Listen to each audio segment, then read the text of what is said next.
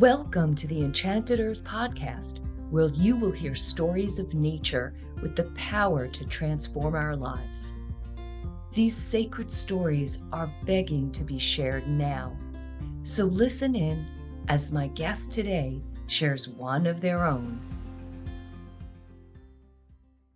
Well, welcome. I have Patsy Balacchi. Patsy is the founder and brand consultant and Feng Shui expert at Zenotica, a multidisciplinary graphic design and holistic platform based in Houston, Texas. Known for her dynamic and harmonious visual brands, Patsy's work provides the ideal platform for personal and professional spatial transformation. Welcome, Patsy. Thank you. It's a pleasure to be here, Maureen. Oh, well, I'm excited to have you because, well, you're in my book, The Enchanted Earth, and you shared a story back then. I'm going to just kind of open it up for you to see where you want to start with this story. You asked me about the trip to the UK. It was a very interesting trip, I must say. I was there on business. I was the creative director for my friend Adora Winquist, and she had a book signing session. We were leaving the retreat in France, south of France, the Divine Feminine Immersion Retreat. And she asked me to tag along to London. It's a book signing, take some photos, have all that. After coming back from a beautiful retreat, heart based, illumined, fully grounded in spirituality and divine feminine energy, going to London was pretty harsh, I would say. It was a big contrast. It was too much. We were not ready for that hustle and all that movement going around. And then my friend said, Adora said, why don't we go to Glastonbury? It's just a hop away to like not even 3 hours from London. I said, that sounds like a lot of fun. And they said, this is a good time because the festival is over. It's quiet now. I said, great. I love that adventure. We had a few days. And she's like, it's very close to Stonehenge. And I said, Stonehenge doesn't call me, but it's interesting. I mean, might as well if when in Rome, right? When in the UK, might as well go to this place. Oh So my gosh, Patsy, I just have to ask you, like, I'm going to go to Stonehenge. That's like top of my list. And that is so funny how I there wasn't really no interest. yeah, it was like, okay, sounds okay. It was very, very neutral. My friend's like, we must go. It's like, this is one of my top 10 places to go in the world. I'm like, okay, let's go for a ride. So she ended up driving. I will not drive on the other side of the car. And once we were getting there, I started getting a headache and I started getting some soft punches on the mouth of my stomach. Like, what is that? What is that? And then the closer we got there, she started getting a headache as well. It was a split headache. Like half of my head was stuck in a way. It was just sharp. It was like a split. That's the only thing how I can explain it. And My was this the right side? right side, my ear was kind of like ringing and it was just this thing. And she was complaining about the same thing. We got there. Once we parked, Maureen, the pain on my stomach was harder. It was like literally punches in my stomach. Like, like, what is happening here? I was not scared or anything. So I got out. I was like, maybe I just need some fresh air. We walked it and I'm feeling this almost like a heartbeat. Boom, boom, boom. And we walked around. We were able to get very close to the stones, which was really great. I would say maybe 50 feet. And I found a spot where I wanted to just sit and maybe do some kind of grounding meditation. And from what I remember, I was facing the sun. It was going down that way. And my friend Adora led a meditation.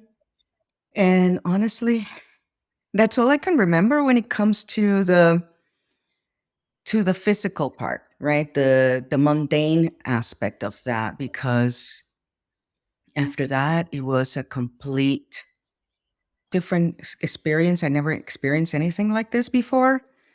One, I was not looking for, some kind of connection this way, but I truly felt that I was surrounded by light pillars, like hundreds of circular pillars, very light blue, very bright white, just surrounding. And it was kind of like coming in, kind of like that as a circle. And these pillars were just shooting up. I don't know how long this took, how long we were sitting there. And I saw the pillars coming out of my hands as well. Very cold energy. Not aggressive. It felt it felt normal, but it was like ice cold.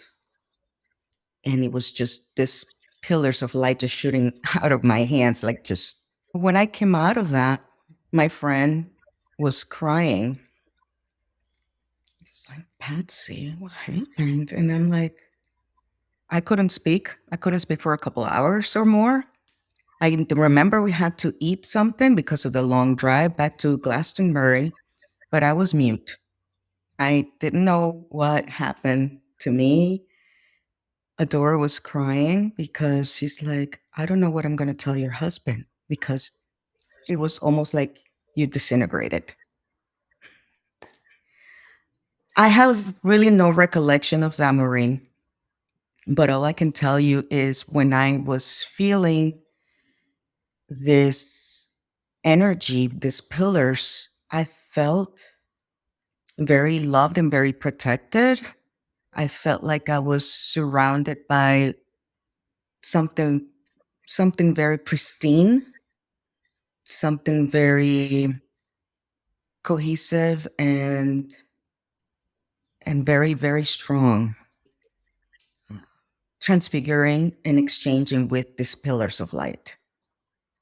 And they almost felt like they were alive, like light beings, just no formless. They were just pillars of light, but you I could feel, I can sense that there was life in that. Telling you this right now, it's kind of bringing me back to this experience. I'm already feeling cold again. And I told you that this is the only time that I had shared this, right? So this is huge to that is going to be share with your audience, because like again, I was not expecting anything, right? I went there with a neutral. I was excited that I was going to take some fabulous pictures at Stonehenge. I could not. I took some. Anything after that, there's nothing there. I was completely blanked. Yeah. So many things I want to ask you about. And it's the last time we talked about this was about 2 years ago. Yeah. And so it's in the book, but then hearing you talk about it again, and it's like I'm hearing new things. And I don't know if you're describing it a little differently, I'm sure, because 2 years have passed. And one of the things I know about these profound experiences are that they deepen over time. Mm. There's maybe more, a deeper knowing, perhaps. But one of the things that is so important is the fact that you went there without any expectation whatsoever, which is almost, I would say, unfathomable for somebody like you or I to go to Stonehenge and not have any. I can relate because when I went to Scotland last year, I went to a number of sacred sites, and I went to Newgrange back in 20, I think 18, Newgrange in Ireland. And I had, unfortunately, it's hard not to, expectation of feeling energy, of feeling the sacredness of the site. And I know when I go with that expectation, it's beautiful, it's inspiring, but that magic is elusive Mm. because we can't expect it, we can't anticipate it. It's going to happen, especially when it just comes. I think that is such a lesson for us that we just can't go to these beautiful sites and expect it. We can't force it. We can't control it. It is such a lesson to those of us who are seekers Yeah. of this type of experience. So when you just described the light, I heard the color blue, and maybe I didn't connect with that last time, but this light blue makes me connect to the blue stone that these stones are made of. Really? It is stone. What is the stone? It's called bluestone. Oh, That Stonehenge, that many of the standing stones in Stonehenge are made of. And when you talk about columns of light, all of a sudden I got this, the energy, the energetic being of these standing stones. It's like they were alive, these stones. And perhaps portals to these other than human beings. But the pillars, so it is so much mimicking the energy of Stonehenge. definitely. That I can resonate with. I was not aware about the color of the Stonehenge being blue. I like knowing that. The circles were very interesting also because there were some that were not completely closed in. There were some that were open, like pillars, right? The sky was wide open and these pillars were just shooting up and just surrounding me. The pillars just countless. I from what I seem to remember that. I did write a little more after that time that we had this conversation. And I felt a connection there in my heart when I was writing it. I felt very connected to something higher than myself. I had never felt anything or experienced anything like this before. I think it was a part of a process of, Adora says something like initiation. To me, it felt more of a communion of, okay, I'm here and they're here and we're here together. So it's part of something. I'm part of something very beautiful, right? Universal connection, which I thought was really profound. Like you mentioned, portals. I have felt energy like that in different areas of the world, and but nothing like this. Nothing like this. Right, right. So initiation is what I hear from a lot of people when they have these sacred experiences. And the time in your life that this occurred, can you give a little context? You talked about first going to this beautiful retreat in France. And I kind of think well, that was no coincidence that that occurred first. Can you just tell a little bit about that experience in France? Southern France, yes, we were by the Pyrenees, basically this area where it is said that Mary Magdalene and her entourage came and looking for refuge after the death of Jesus. So they came to southern France in the Camargue area, and we started the basically following the steps of Mary Magdalene all the way up to the forest and the mountains where she was living for probably 30 years, most of her life. There's a lot of beautiful energy. There's a lot of sorrowful energy as well, a lot of energy of repentance and forgiveness and releasing. So the retreat was designed for women to come in and basically feel a place of presence, empowerment through the energies of divine feminine. I felt deep gratitude for being a part of that. And I would say layers of my own sadness and emotional release that happened through that as well. I felt lighter. It was so wonderful to be in nature, the connection with nature and all the beautiful places. They have stamps of energy of that. So to me, it was really great. Well, I went there twice. Okay, so you went again then after this first time. Correct. Okay. Yeah. Like, what was going on in your life at the time of the first retreat? I mean, you said something about going to this whole kind of ordeal from a business Yeah. perspective. Right. So can you share a little bit about that? The first year was kind of more of work and play, right? But that year, I treated myself for my 50th birthday for this trip. So it was, I got to play more rather than just work. So my sister, my younger sister also came. So we had a really wonderful time there of celebration and all these wonderful things. But the trip to the UK, it was just adoring. I also needed a time to just kind of ground everything that was happening. Energetically speaking, I needed more nature and more alone time. So when the opportunity came to go to Glastonbury and then Stonehenge, I'm like, okay, it's good. We'll be out in nature. October is always a really interesting timeline for me. Ever since I can remember, something groundbreaking, something pivotal, some major something happens to me in October. Very important, pivotal parts of my life that happened during that time. And I think it was just a stepping stone of where I'm heading with my energy.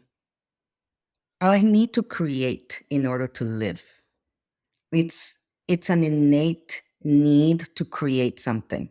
Whether it's painting, whether it's graphic design, I need to create something. If not, I feel like I'm dying. And I feel that ever since 2021, I feel that my work, it coincides much more into where we're heading as as we are growing, as we are connecting, as we are evolving as humans. I feel that this part of my timeline, getting into my golden era, I feel that there's a sense of rebirth and regeneration for myself.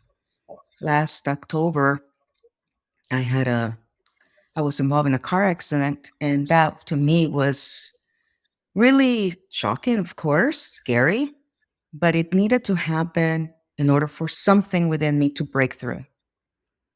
It has taken me months to clarify the objective because there is none. It's actually for me to really feel myself in this part of the collective.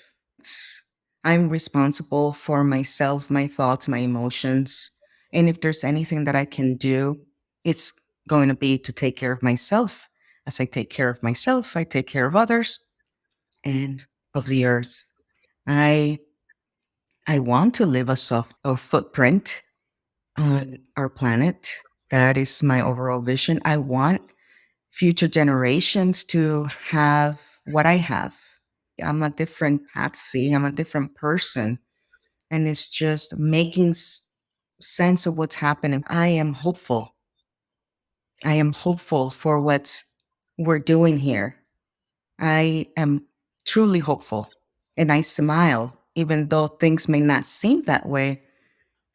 I I see there's something positive, peaceful, harmonic, and innocent.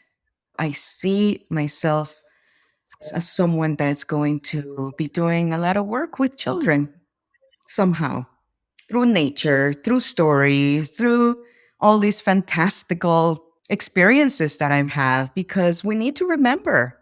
And we also need to know that imagination and creativity are wonderful outlets to connect with our gifts and with the universe and Oh, nature. oh, absolutely. So important. I think a very important remembrance is that our imaginations are the portal to true connection to the natural world, is just allowing ourselves to have that curiosity and wonder, like that childlike wonder and Yes. playfulness and lightness. I just feel your joy and your hope and your passion for this world, and I just so appreciate that energy because we need more of that. And these pillars of light, do you feel that that had an influence on your outlook? When it comes to things like this, they're very intuitive for me. And it's a silent inner knowing. Yes, I feel that there is a healing essence that comes through somehow. With that, I feel like there is a gift to do. There is something there to consider. How am I working with that? I have a green thumb now. I feel that every time I touch, let's say, my plants or anything, they grow. They grow, and my, I don't know, there's a sense of simplicity and connection, but there's definitely like we are more than this human vehicle. And I feel that to me, it's really important to maintain good health, all aspects of health, mental, emotional, spiritual, especially physical, because we have to carry so much spirit within us. I need to take care of this physical body in order to carry the light. I think that's probably one of the messages that I just got. Wow. Wow. I love that.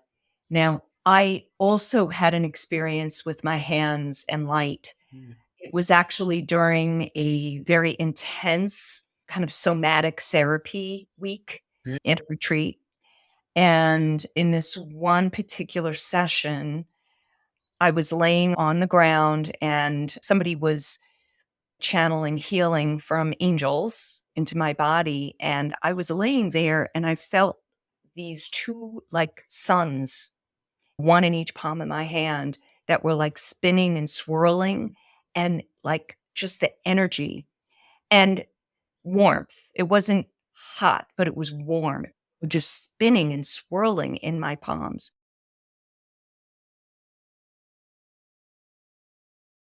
And I remember kind of coming out of this and going back to my room and writing it. And thank God I did because I almost forgot. Hmm. I don't know how I don't know how I could forget. Yeah.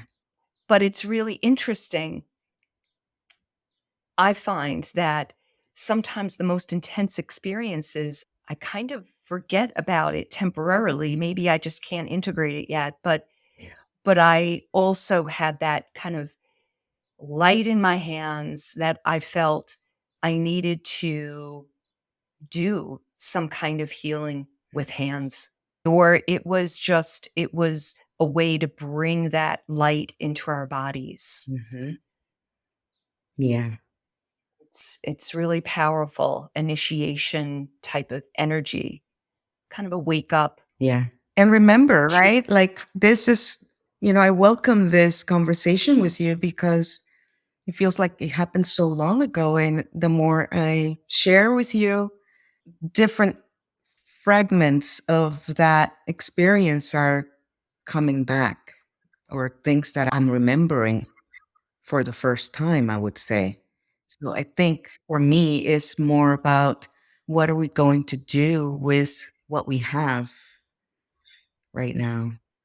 And I think for me is to just be kind to myself, treat myself right. And then, of course, family, community, and all that. But it starts with me. I'm part of the whole, we're part of the many. So, Yeah. Want to tilt that scale. And that is why it is so important to share these stories with others, to write them down, because as time goes on, you will probably uncover more information from that experience. I do believe it takes a few years at least, and it has been a few years for you. Yeah. It's been, I don't know, maybe 10 years for me for the experience with my palms.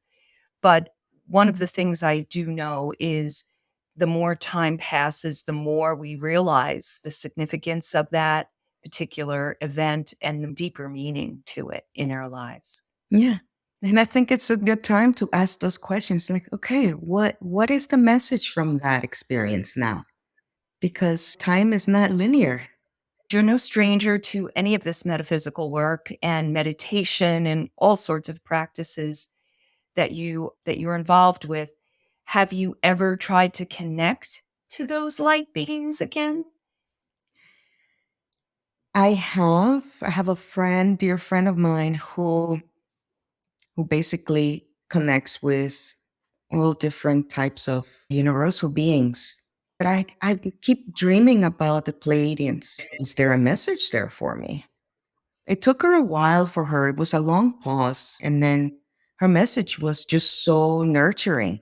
It was all about self, loving, being kind, that there is all the shedding that I've done and recently, it's going to pay off, and to not forget that I am on the path. I was curious about it because I kept dreaming about the Pleiadians, and of course, they're blue. They are very present. A friend of mine also gifted me an oracle card, the light oracle card. And that card of Alcyone, which is the biggest star in Pleiades, comes out a lot. So there's something there, I would say. Yeah, talking about breadcrumbs, I think there's more to come when we open ourselves to the messages. That's what I love about my spiritual practice because I feel like it's a puzzle and I'm constantly like looking at all the little pieces and stringing it together and seeing the bigger picture and getting guidance Yeah. and feeling like, yes, this is right. I'm doing what I'm supposed to be doing. I think that was really great confirmation. There are also times that, you need those reminders, especially when you're going down in a little slump. Like for me, that accident 6 months ago, I couldn't work for months. I was completely depleted of my creative energy. And it was really hard for me not to have the want to create something. I felt so depressed and Mm. so out of tune with myself. And when I was dreaming about the Pleiades, what is that? It's like, okay, there is something, don't lose hope. So that to me is a very important, I would say, affirmation word, hope, because I feel it. If I lose that, then I'm really lost. Do you have any last words that you'd like to share? Yes, I would say if there's anything that you'd like to practice, is practice writing down. If somebody has this experience, whether it's a dream or whether it's a place that you had a very important connection with nature, you can even record it on your phone. I think it's really important because down the line, we're going to put that puzzle together and everything matters. The energy you carry, it matters. The love that you share matters, especially the one for yourself. And I say to your audience to remember that you are loved, you're not alone, and keep keep imagination going, play, find those moments to play and just have fun and connect with nature. Thank you. Thank you, Patsy, for sharing your light. I always can feel just the lightness within you, and I so appreciate that. Thank you. I am so grateful to be here and excited for everything that you are bringing forward and sharing with all of us. And I would love to hear anybody who is watching this. If you have any thoughts, please share. Would love to just have you reach out. Have a great day. Thank you, Patsy. Thank you. Thank you for being a part of the Enchanted Earth podcast. Comment below, share, and most of all, please hit the subscribe button so that you'll hear when we publish another inspiring episode. You can visit us at luminous-spaces.com for more information on our online courses, retreats, and offerings. Thank you and have a magical day.